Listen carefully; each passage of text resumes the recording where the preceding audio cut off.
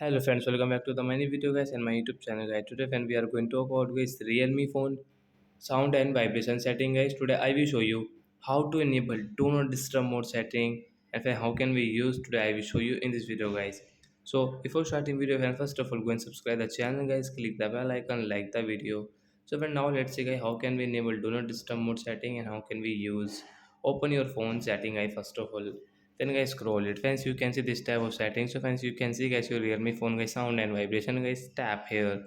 Friends, you can see your do not disturb mode setting guys tap here. Friends, you can see your do not disturb setting guys you can use from here. So friends, you can see your phone will not ring or vibrate except your alarm and timers. The status bar will show a moon icon when do not disturb is on means enable.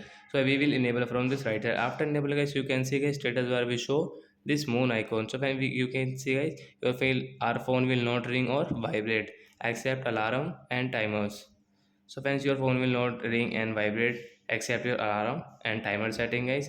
So like that guys, you can use your do not disturb mode setting guys, you can enable in your Realme phone if you want. So that's it guys, thanks for watching the video, bye guys.